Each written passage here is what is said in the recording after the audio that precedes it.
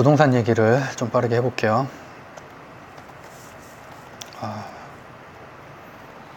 지금 그냥 내년 전망에 대해서 간단하게 좀 얘기를 하면은, 뭐 부동산은 사실은 아파트나 이런 건 특히나 저보다 더 잘하는 분들도 분명히 있을 것 같아서, 일단 정책 호재는 지금 많이 완화했는데 DSR이나 이런 건 아직은 완화는 안 했고,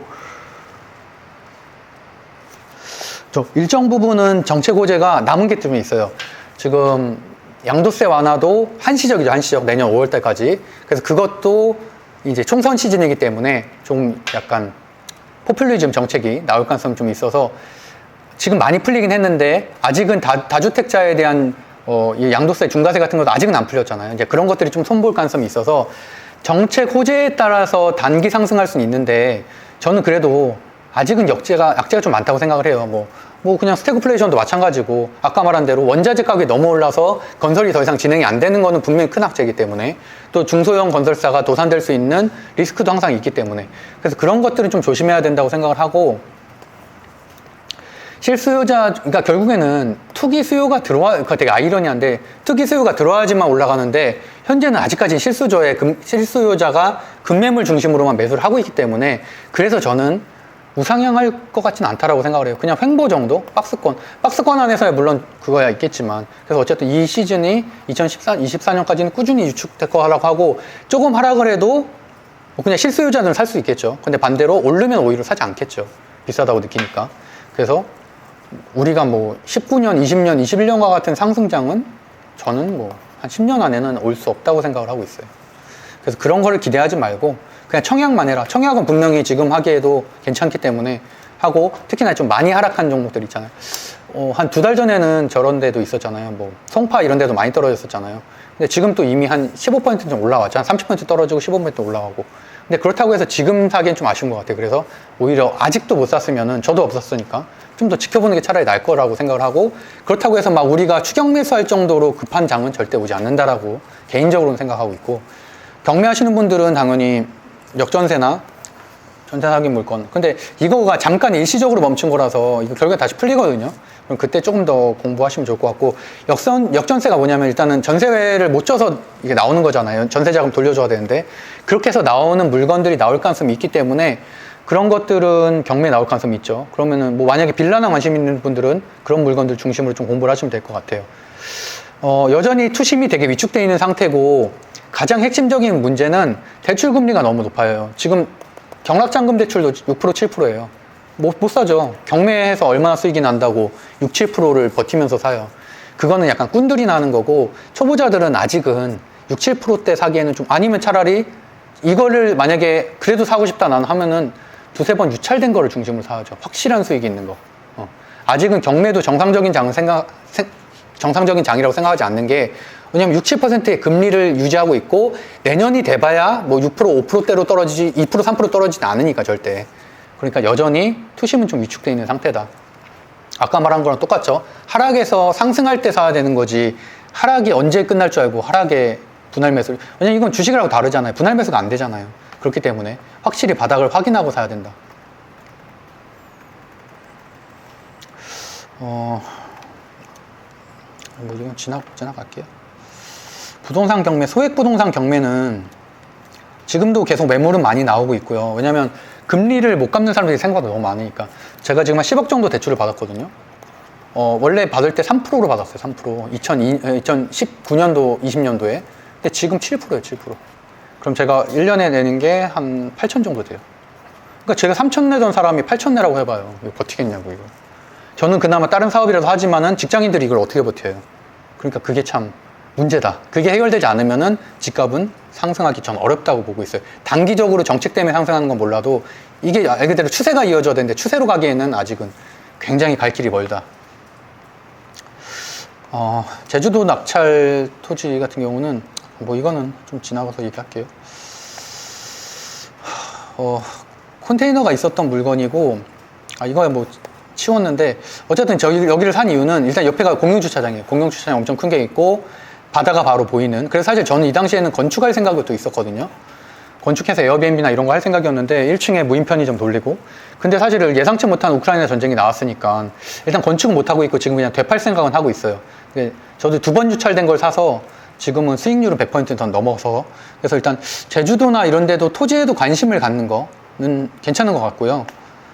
아까 말한 대로 좀 내용이, 일단은 실투자금 500만 원으로 할 수 있는 것들도 있고, 특히나 지방의 중소형 오피스텔이나 이런 것들은 감정가 자체가 3천, 4천짜리도 많으니까, 그러니까 그런 것들을 어떤 내가 큰 수익을 내기 위해서 들어간다라기보다는 한번 경험해보자 들어가는 것들은 괜찮다는 거고요. 초보자들도 단독 입찰이 전체 50%이기 때문에 나쁘지 않다. 권리 분석은 뒷부분에 보여드릴게요. 매각 물건 명세서 하나만 해석할 줄 알아도 해결할 수 있는 물건이 70% 가까이 되기 때문에 어려운 특수 물건은 지금 시점에서는 굳이 안 해도 된다고 생각을 해요. 왜냐하면 내가 당장 그걸 할 만한 돈과 시간에 여유가 없기 때문에. 그럼 내가 지금 당장 할 수 있는 것으로 좀 실력을 쌓아가고 나중에 돈이 쌓이면 그때 가서 특수 물건 공부하면 되는 거죠. 그러니까 왜 특수 물건도 그렇고 테마주 차트도 그렇고 왜 그런 강의가 성행을 하냐면 드라마틱하잖아요. 막 4배, 5배 벌었다고 거짓말을 치잖아요. 그러니까 그런 굉장히 극히 일부의 사례를 엄청나게 찍어내니까 콘텐츠로. 그러니까 그거에 현혹돼서 하는데 나에게는 그런 일은 일어나지 않는다 라고 보시면 될 것 같아요. 일단 주식 같은 경매 같은 경우는 제가 뭐 경매 스터디가 아니기 때문에 흐름 정도만 알려드릴게요. 일단 어떤 물건이 뜨죠. 이건 이제 지지옥션이긴 한데 무료 경매 사이트인 대법원 경매 사이트에도 모든 내용들은 다 떠요. 다 뜨고 당연히 가장 공식력 있는 사이트고, 그래서 그런 곳에서 이런 물건을 발견하게 되면은 일단은 뭐 근린시설 상가라는 걸 알고 시작을 하는 거고, 이건 지분 경매인데 일단 지분 경매인 건 빼고 그냥 예를 들어서 뭐 3억 1,000짜리라고 칠게요. 그러면은 서울이기 때문에 20% 하락해서 한 번 유찰되면 80%에 나오는 거죠. 그럼 기본적으로는 로드뷰라든지 이런 뭐 밸류맵이라든지 이런 여러 가지 플랫폼, 뭐 아파트 같은 경우는 부동산 지인이라든지 이런 것들로 기초적인 조사를 하고, 저는 임장을 무조건 가라고 하진 않는 이유가 시간이 너무 많이 들잖아요. 시간이 하루가 다 날아가니까. 그러니까 임장은 첫 번째에서 내가 걸릴 수 있는 거 싹 걸르고, 특히나 내가 돈이 안 되는데, 내가 투자할 돈이 안 되는데 굳이 그런 물건을 못하러 임장을 가요. 공부 차원이라고 해도 저는 조금은 지금 할 단계는 아닌 것 같아요. 시간이 없으니까. 그래서 내가 할 수 있는 것들 중심으로 하면서 조금씩 그런 것들을 늘려가는 게 낫다고 보고, 그래서 건축물 대장이나 이런 데서도 확인할 수 있는 것들이 있죠. 뭐 근린생활시설, 업종이라든지 콘크리트조, 또는 언제 지었나 이런 것들을 알 수가 있죠. 왜냐면 이런 물건만 해도 오래 안 돼 보이잖아요. 이거 10년 됐나 이렇게 보이는데 1982년, 40년 된 건물이에요. 노후화됐기 때문에 굉장히 들어갈 돈이 많다는 얘기죠. 유지보수 하는데. 이런 것들은 모두가에게 공개되어 있는 건축물 대장이나 매각물건 명세서로 충분히 판단할 수 있고, 아까 말한 게 이거거든요. 매각물건 명세서만 봐도 약 한 70%의 권리 분석은 다 가능하다. 여기 보면 최선순위 설정 이런 거 다 써 있잖아요. 이 날짜 이후에 권리들은 대부분 다 소멸되는 것들, 물론 예외인 경우도 있죠. 근데 그런 변수는 굳이 지금 상황에서 소액 물건 하는데 따질 필요가 없고, 일단 기본적인 틀은 매각물건 명세서 유튜브에 치면 많이 나오거든요. 그거에 대한 강의가. 그것만 봐도 웬만한 특수물건들은 우리가 할 수 있는 수준은 다 해결이 된다. 이렇게 미상 있는 것들 현장 조사 안 된 거잖아요. 이런 거 안 해야 돼요. 왜 해요? 무슨 내가 현장 조사를 해서 이런 정보를 얻어내서 얼마나 대단한 수익을 얻겠다고 이런 걸 하고 있어요. 이런 거는 우리가 할 수준이 아니다. 왜냐면 제가 계속 말하는 것처럼 우리는 직장인, 초보, 경매 투자자이기 때문에 굳이 이런 특수 물건, 말 그대로 불분명한 거, 뭔가 권리 관계가 불분명한 것들은 패스하면 된다. 패스. 이런 걸 공부하는 게 아니라 패스하는 거다. 이런 것들은. 그렇게만 봐도 수익이 나니까. 주식이랑 똑같죠. 굳이 내가 어려운 차트 공부 안 해도 수익 낼 수 있는 것만 하면 되는 거예요. 그래서 어쨌든 그런 식으로 물건이 추려지게 되면은 내가 법원에 가는데, 법원은 뭐 월요일부터 금요일 사이 열리잖아요. 이건 온비드 공매가 아니잖아요. 온라인 입찰이 가능한 게 아니고 오프라인 입찰이 가능한 거니까 내가 안 되면 대리인의 엄마가 가도 돼요. 엄마나 부동산 아저씨가 가도 돼요. 그 대신에 내가 신분증하고 인감은 줘야 되죠. 인감 증명하고. 근데 어쨌든 그렇게 해서 대리 입찰이 가능하기 때문에, 아니면 내가 스스로 갈 수 있다면은 입찰법원에 가서 내가 그럼 쓰는 거 잘 모르겠다. 그럼 인터넷에도 수없이 많이 나오고 쓰는 방법은 이분들한테 가서 물어봐도 돼요. 여기 사무원들한테 가서 이거 모르겠는데라고 하면 설명을 해줘요. 그리고 입찰계 작성하는 데 가면은 이미 양식이 다 써 있기 때문에 그거 보고서 내가 따라서 쓸 수도 있는 거고. 그렇게 해서 보통 11시부터 11시 15분부터 개찰을 해서 12시면 웬만큼 다 끝나거든요. 그래서 저 같은 경우는 동부지방법원 같은 경우는 보통 택시 타고 갔다가 택시 타고 들어와요. 그러면은 1시간이 들어올 수 있어서 그럼 반차만 써도 되죠. 반차. 그런 식으로 활용할 수도 있다. 지방 물건은 좀 어렵겠지만. 꼬마 빌딩이 뭐 지방 같은 데 되게 많아요. 뭐 평택, 천안 이런 데 많은데 예전에 제가 천안을 되게 좋아했어가지고 이게 몇 평짜리 건물이냐면 180평, 139평 막 이래요. 연면적이. 근데 3억, 4억 이런 거예요. 싼 물건 되게 많아요. 그러니까 내가 어떻게 활용하는지가 중요한 거지. 그래서 제가 아까 무인 편의점서부터 여러 가지 사업 아이템이나 이런 것들도 내가 부동산 투자만 하는 사람이라고 해도 그런 걸 아는 사람이라면 여기다 넣을 수가 있잖아요. 그런 것들을. 그런 것들이 굉장한 시너지 효과를 낸다는 얘기죠. 이것도 그냥 사례인데, 제가 낙찰 받았던 사례인데, 여기도 상가였고, 낙찰가는 92%로 이제 됐는데, 일단은 했었던 이유 중에 하나가 상가 보증금 5천만 원, 월임대료가 생각보다 셌어요. 한 수익률 5% 이상 되죠. 거기다가 뭐 철도역 개청 예정 이런 호재도 있었고, 그 대신에 이거는 뭐 화물 철도역이기 때문에 큰 의미는 없지만, 그래도 이 당시에는 금리가 쌌었기 때문에, 금리가 2% 3%였기 때문에 5% 수익이라면은 내가 이거를 이자를 내고서도 수익인 거죠.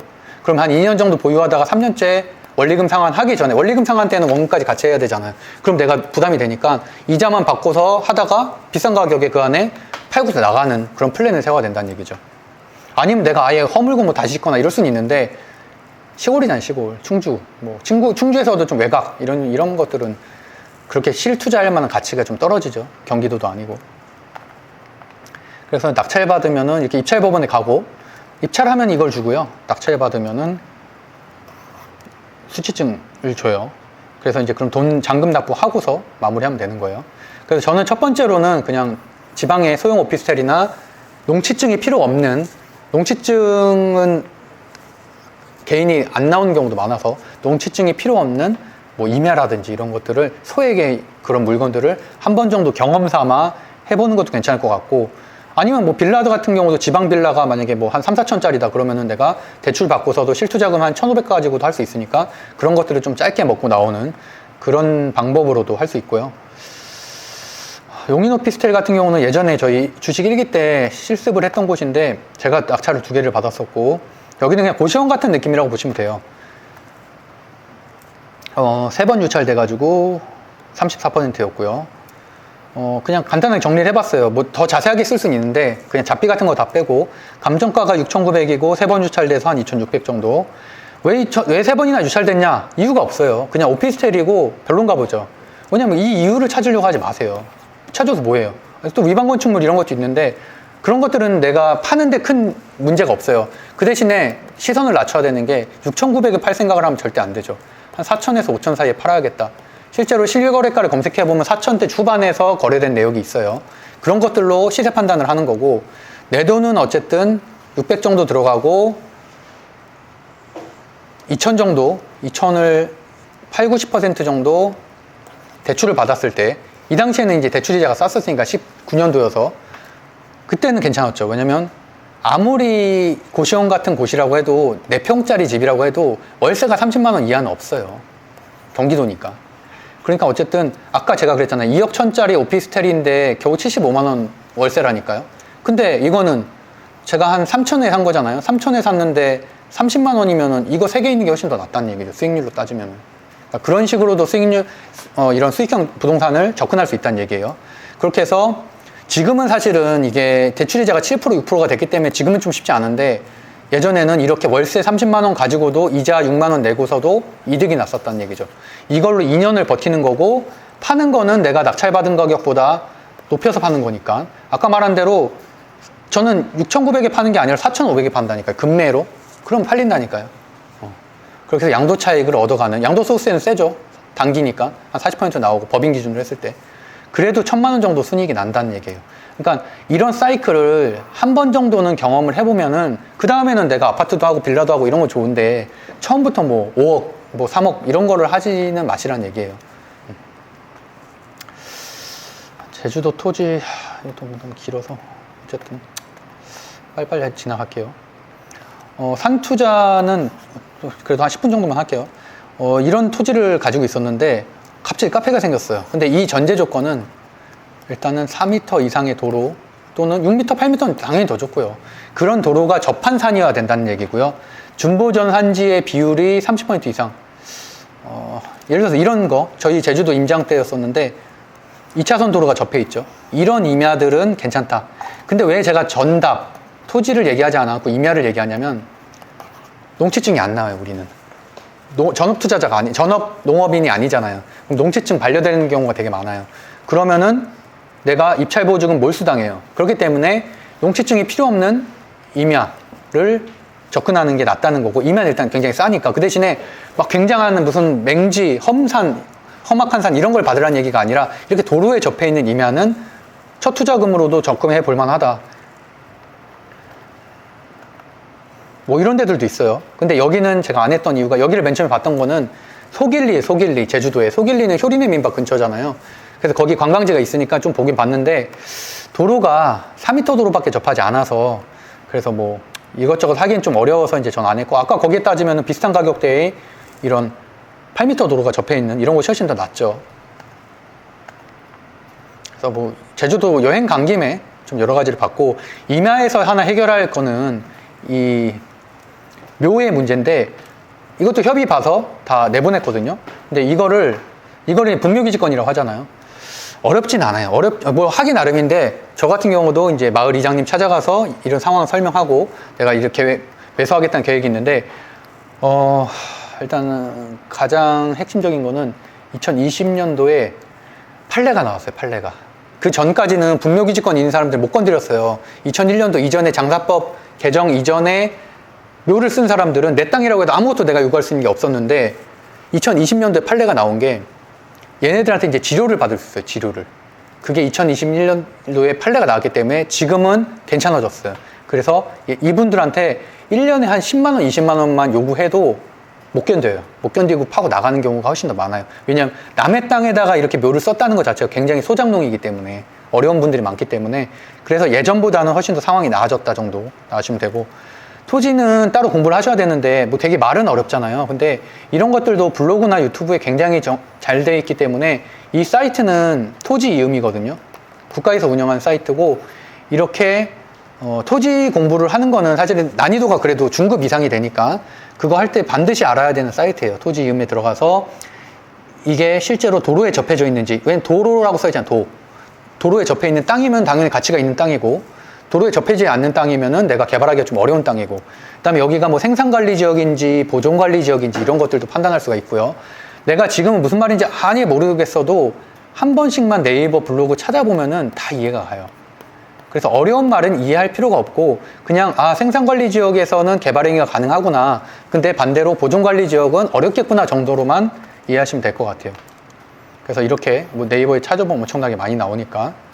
지금 우리 카페가 있는 여기가 일반 주거지역이거든요. 그러니까 일반적인 카페들은 다 이래요. 근데 이걸 우리가 왜 공부를 해야 되냐면, 건폐율 용적률 때문이죠. 건폐율 용적률. 그래야지, 예를 들어서 여기가 상업지구다. 롯데백화점 있는 데가 상업지구역이거든요.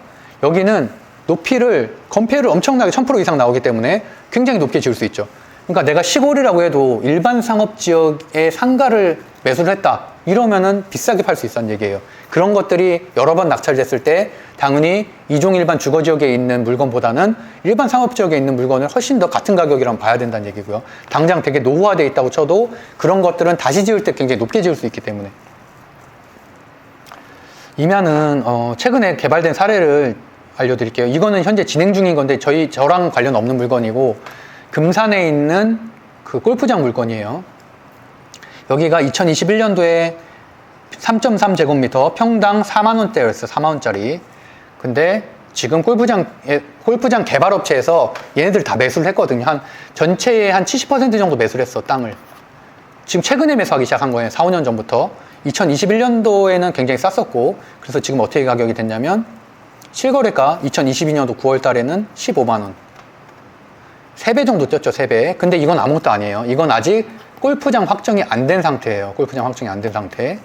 골프장 지금 계획안은 다 나왔어요. 그리고 군이랑 협의 중인데, 도에서 승인을 내줘야 돼요. 근데 어차피 난 상관없어요. 왜냐면 나는 토지를 팔고 나가는 사람이, 개발업체의 사정인 거잖아요, 그거는. 나는 비싸게 팔고 나가면 되는 거니까. 지금은 실제로 개발된 곳의 주변 시세를 보면은 평당 30만원대예요. 3, 40만원대.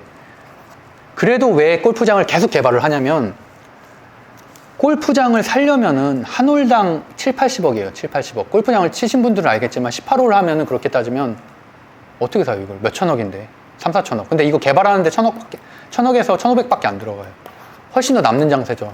4천억, 5천억의 가치가 있는 거니까. 그 다음에 또 매달 월 순이익이 또 엄청나게 나오잖아요.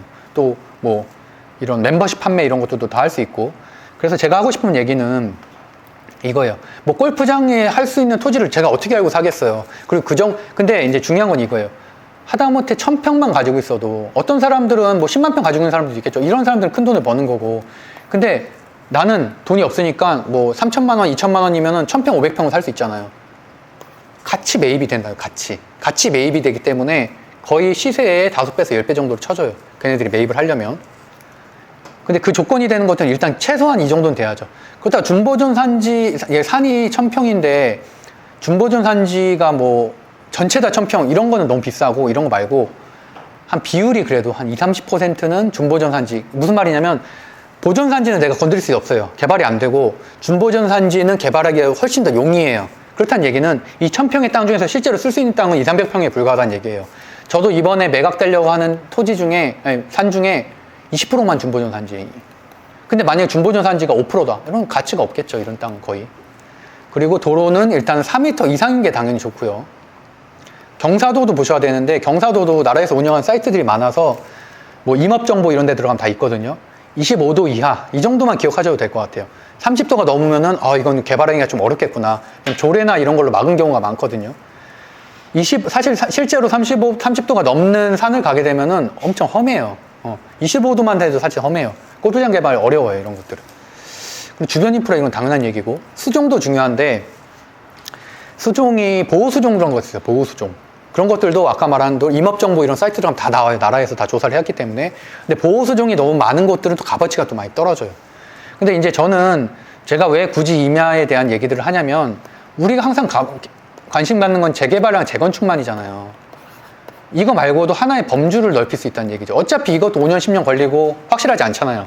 재개발도 언제 될지 모르고 안 되는 경우도 많고, 조합 설립돼도 안 되는 경우도 많고. 근데 임야도 마찬가지예요. 임야는 그 대신에 버틸 수 있는 힘이 있는데 지원 사업이 굉장히 많아요. 그래서 지원 사업으로 임야에서 좀 버틸 수 있다는 얘기죠. 수익을 발생시킬 수가 있고, 내 돈 아니어도 조금 지원 사업으로 개발시킬 수 있고, 그렇게 버티다가 이런 좋은 기회가 오면은 팔고 나갈 수 있는데, 반드시 골프장이 아니더라도 뭐 캠핑장을 원하는 사람들도 있을 거고, 캠핑장은 1,000평만 돼도 할 수 있으니까 그런 사람들한테 팔고 나가면 된다는 얘기죠. 그런 건 내가 부동산에 얼마든지 내놓을 수가 있으니까. 그래서 어쨌든 관심을 좀 갖자. 레버리지, 저희가 PD수첩에 이런 거가 있었거든요.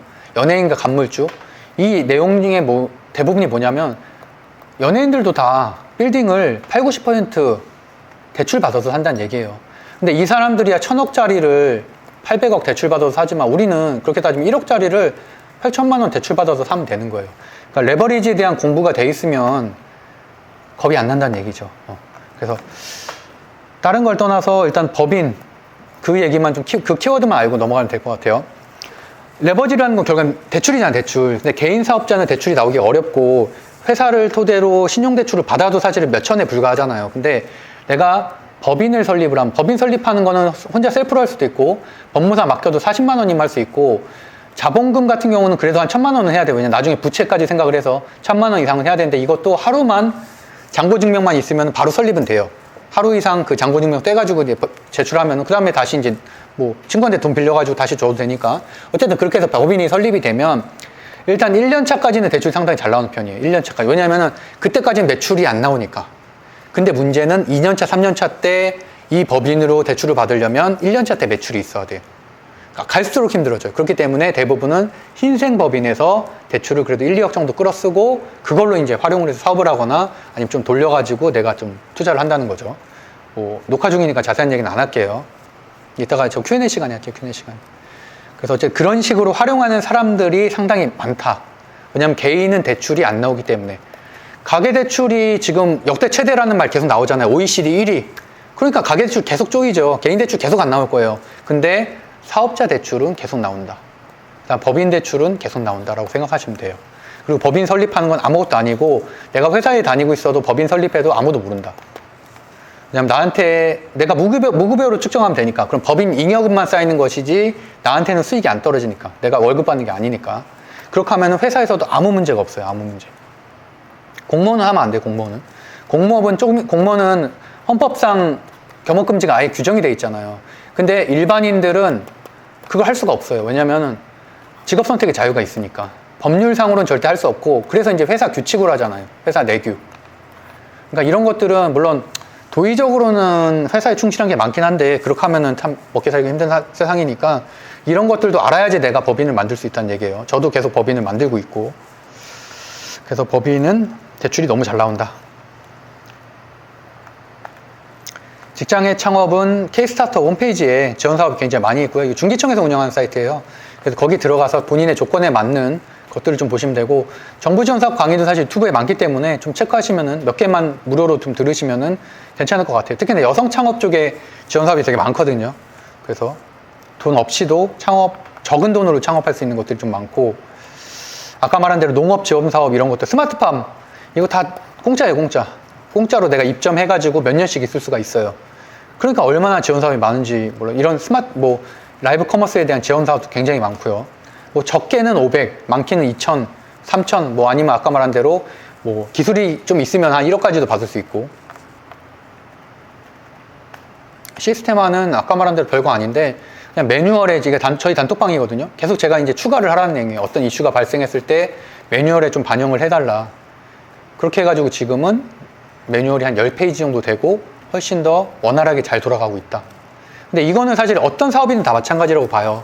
왜냐면 단톡방에서 어떤 이슈가 발생을 하면은 일회성이잖아요. 일회성. 지금 있는 사람들은 알지만 얘네가 나가고 딴 사람들은 또 모르잖아요. 똑같은 일이 또 발생하잖아요. 그러니까 그런 것들을 방지하기 위해서는 매뉴얼화를 해야 된다.